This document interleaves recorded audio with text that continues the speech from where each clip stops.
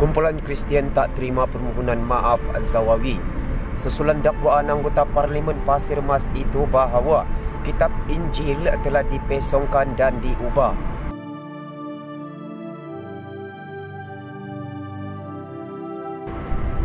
Persekutuan Kristian Malaysia FFM hari ini tidak menerima permohonan maaf anggota Parlimen Pasir Putih Nik Muhammad Zawawi, Nik Saleh, kerana mendakwa bahawa kitab Injil telah dipesongkan. Kami benar-benar terkilan dan kecewa kerana setelah lebih 2 bulan meremehkan kitab suci yang merupakan kepercayaan sepertiga manusia di dunia, ahli Parlimen Pasir Putih tidak dapat meminta maaf dengan telus dan sepenuh hati atas tuduhan mengejutkan dan tidak berasasnya bahawa kitab Injil dipesongkan dan diubah. Sebaliknya, dengan berpura-pura memohon maaf dan bahkan hanya dibuat atas permintaan yang dipertua Dewan Rakyat, dia menambahkan lagi penghinaannya pada 26 Ogos 2020 dengan mendakwa bahawa dia memaksudkan mempertahankan keaslian kitab yang diturunkan kepada Yesus tanpa ada perubahan, kata CFM dalam satu kenyataan hari ini. CFM adalah badan yang memayungi dan mewakili lebih 90% gereja dari pelbagai denominasi di negara ini. Apa yang diberitahu oleh Zawawi kepada Parlimen pada 3 November menurut Handset adalah seperti berikut. Saya sangat menghormati rakan-rakan yang memeluk agama yang berbagai-bagai, namun tidak mengelak kekeliruan yang berlaku. Suka saya sebut bahawa isu yang membabitkan Bible bukan sahaja isu yang membabitkan penganut-penganut agama Kristian. Kami umat Islam juga beriman dengan kitab Injil yang diturunkan kepada Nabi Isa. Itu adalah akidah yang kami pertahankan. Saya sebut dipesong ataupun dipindah itu. Tujuan saya ialah untuk mempertahankan keaslian kitab yang ada supaya mana-mana kitab yang diturunkan itu tidak ada sebarang perubahan. CFM berkata Zawawi telah membuktikan bahawa dia tidak mengetahui prinsip asas bahawa kitab Injil adalah mengenai Yesus dan bukan wahyu atau diturunkan kepada Yesus seperti yang didakwa oleh Zawawi. Menyifatkan dakwaan Zawawi sebagai biadab dan keliru, CFM berkata anggota Parlimen itu mengabaikan pandangan yang telah dipersetujui mengenai kitab yang dihormati, diakui secara global dan berbilang bahasa selama berabad-abad.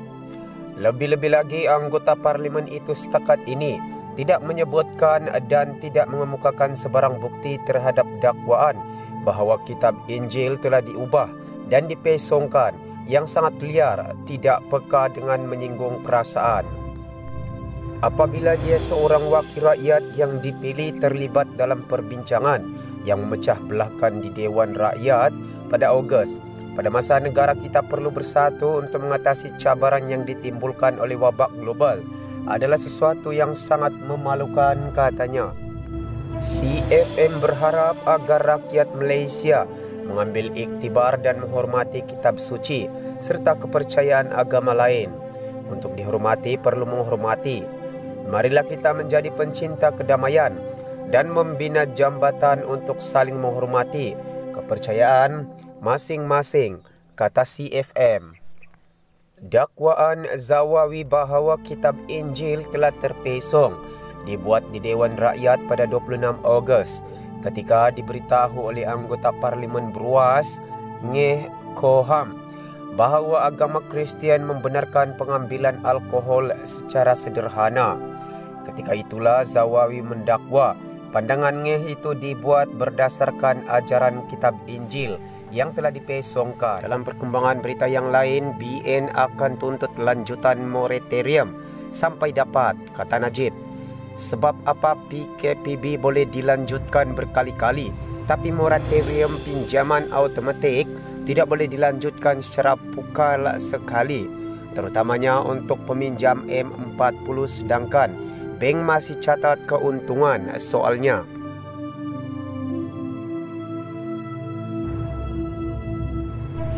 BN akan terus menuntut kerajaan supaya melanjutkan moratorium pinjaman sehingga berjaya, kata bekas Perdana Menteri Najib Razak. Ahli Parlimen pekan itu mempersoalkan alasan moratorium pinjaman pukal tidak dilanjutkan ketika Perintah Kawalan Pergerakan Bersyarat PKPB terus dilanjutkan. Sebab apa PKPB boleh dilanjutkan berkali-kali, tapi moratorium pinjaman automatik tidak boleh dilanjutkan secara pukal sekali, terutamanya untuk M40. Sedangkan bank masih catat keuntungan. Kerajaan kena fikir perkara ini. BN akan terus lawan tuntut sampai dapat, katanya dalam satu hantaran di Facebooknya hari ini. Kerajaan Perikatan Nasional PN sebelum ini tidak menerima cadangan UMNO dan Pakatan Harapan PH untuk melanjutkan skim moratorium pinjaman. Sebaliknya, Jumaat lalu, Menteri Kewangan Tengku Zafrul Abdul Aziz dalam pembentangan Belanjawan 2021 membenarkan golongan kategori B40 untuk memilih dari dua pilihan sekiranya mereka menghadapi masalah untuk membayar pinjaman. Bank melaporkan bahawa 85% pemberi pinjaman meneruskan pembayaran setelah moratorium tamat pada 30 September. Bagaimanapun, bank membenarkan golongan kategori B40 untuk memilih dari dua pilihan sekiranya mereka menghadapi masalah untuk membayar pinjaman, katanya dalam ucapannya di Dewan Rakyat. Zafrul berkata golongan B40 boleh memilih moratorium 3 bulan atau mengurangkan pembayaran ansuran bulanan mereka sebanyak separuh selama 6 bulan. Dalam perkongsian berita yang lain, perbicaraan Najib kes 1MDB dana RM 2.28 bilion ditangguh kerana PKPB. Mahkamah setakat ini belum menetapkan tarikh perbicaraan baru selepas PKPB dilanjutkan sehingga 6 Disember.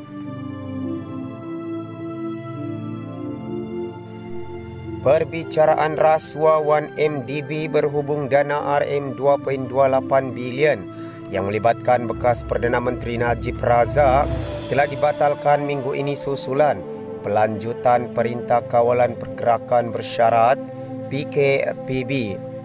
Timbalan Pendakwa Raya Ahmad Akram Garib mengesahkan perkara ini ketika dihubungi Malaysia Kini pagi ini. Ya, dibatalkan, katanya, sebagai menjawab soalan apakah Mahkamah Tinggi Kuala Lumpur telah mengosongkan tarikh perbicaraan yang dijadualkan pada hari ini hingga hari Khamis minggu ini susulan PKPB di Selangor, Putrajaya dan Kuala Lumpur yang dilanjutkan sehingga awal Disember nanti. Mengenai apakah mahkamah telah menetapkan tarikh perbicaraan baru untuk bulan Disember tahun ini, dia mengatakan bahawa setakat ini belum ditetapkan lagi. Kerajaan melanjutkan PKPB di Kuala Lumpur, Selangor dan Putrajaya hingga 6 Disember nanti.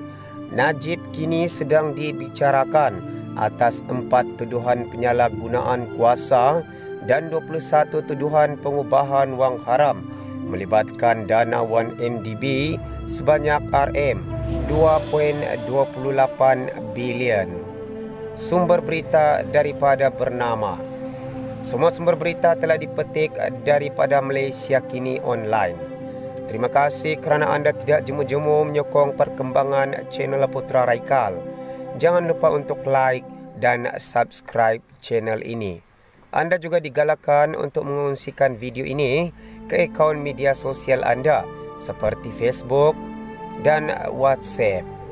Jika anda mempunyai sebarang komen, jangan lupa untuk tinggalkan pada ruangan komen di bawah dan pastikan komen-komen anda tidak keterlaluan atau tidak melampau dan saling menjaga sensitiviti dan perasaan di antara satu sama lain. Saya akhiri video untuk kali ini. Kita berjumpa lagi di video yang berikutnya. Terima kasih.